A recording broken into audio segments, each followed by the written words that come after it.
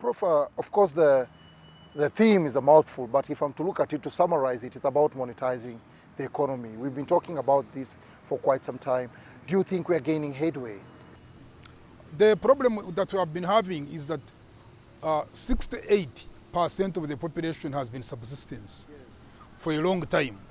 Now this has reduced 39% of the population, which does not touch money throughout 365 days, in other words, the whole year. This is not a healthy situation. Why? Because once you have 39% of the population, in other words, 4 out of every 10 people in Uganda who do not touch money are not engaged in economic activity, are not engaged in exchange.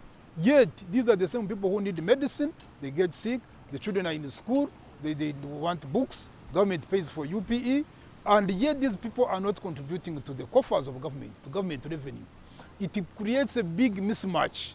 So what this budget is about is to monetize the economy, is to ensure that we reduce on this 39% of the population that do not touch money and they get into the money economy. This one now takes me to the question of oil and gas. You know, there's a lot of anticipation. You see, we have a time frame of 2025. I don't know if it's January or December, but in between January and December. And from the look of things, government is all hands on the deck. Where does you, on your own perspective, I know the government is allocating a lot of resources, but between the two, agriculture and oil and gas, on your own perspective, which one takes precedent?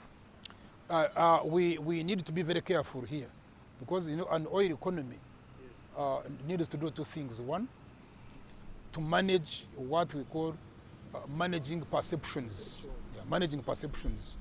An oil economy must manage perceptions, because if you don't, something will happen. Everybody is going to think that oil money is going to flow, and once it flows, They're all going to be happy. everybody is going to get free money. That one is not going to happen, and it doesn't happen anywhere. No. What countries do to manage that perception is to ensure that other sectors remain as they are. If it doesn't happen, and everybody thinks, and also the government poorly manages perceptions, you are going to have what we call a Dutch disease.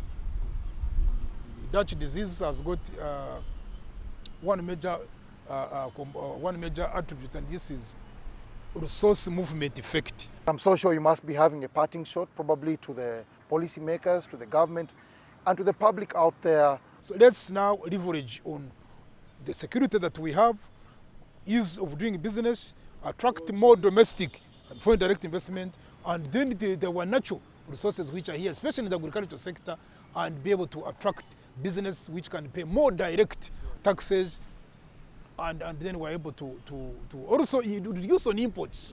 Then you have more export sector performance. This will improve our foreign exchange pressures. The shilling will have less pressure.